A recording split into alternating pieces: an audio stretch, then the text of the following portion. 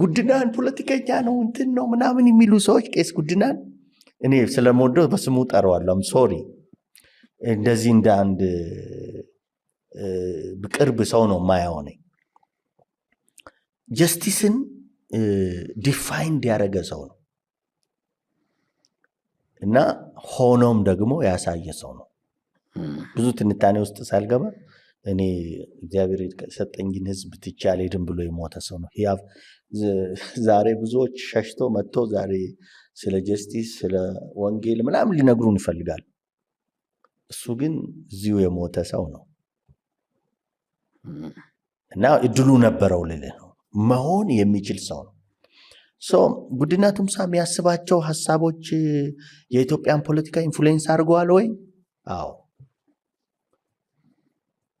ፖለቲከኛ ነው ወይ? አዎ። የፖለቲካ ፍላስፋ ነው። የፖለቲካ ፈጣሪ ነው፣ መሪ ነው። እና እኔ ሪስፔክት መሆን ነው ስልህ ለምታገኘው መሆን ሳይሆን ለምትሞተው መሆን ነው። ብዙ ሰዎች በጉዲና ቱምሳ ሌጋሲ ኢንተርቴን እያደረጉ እድሜያቸውን የሚፈጁ ብዙ ሰዎች አሉ። እሱ ሌጋሲ እና ታሪክ ሰርቶ ነው ያለፈው። ናሬሽን አይደለም፣ ታሪክ ሰርቶ ነው ያለፈው። እና መሆን ነው ስልህ እሱ ነው። እና ሁለንተናዊ አመራር መሞትንም ነው የሚጨምረው። ፐርሰናል ዴቨሎፕመንትን አይደለም፣ በሶሻል ኢኮኖሚካል፣ ፖለቲካል፣ ስፒሪቹዋል ምናምን ዴቨሎፕመንት እኮ አይደለም፣ እስከ መሰቀል ድረስ መሄድን ነው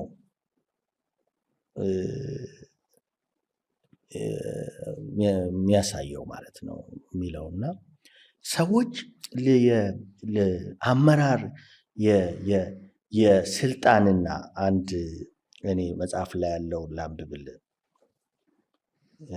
ሁለንተናዊ አመራር ከአስተዳደር ወይ ከስልጣን ያለፈ ነው ወይ ደግሞ የሚቆራኝ አይደለም። የመሪው ተግባር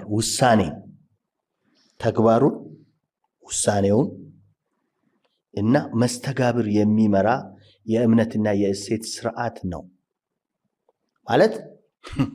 ዝም ብለህ ዲፋይን አድርገው ስልጣን የምትይዝበት አይደለም፣ ወይ ደግሞ ከዚህ እስከዚህ ዓመት የምትለው አይደለም። እና ከስልጣን ጋራ ከፖዚሽን ጋራ የተቆራኘ ብቻ አይደለም። መስተጋብር የእሴት የቫልዩ የውሳኔ እና ደግሞ ህዝብ ስለሆነ የምትመራው፣ አገር ስለሆነ የምትመራው፣ ቤተክርስቲያን ስለሆነ የምትመራው ኢፌክቱ ውሳኔው ኢፌክቱን ያሳያል። የገነባውን ሰው ባህሪ ያሳያል። እና ውጫዊ ብቻ አይደለም፣ ውስጣዊ ብቻ አይደለም፣ ማደግ ብቻ አይደለም፣ መሞትን ይጨምራል።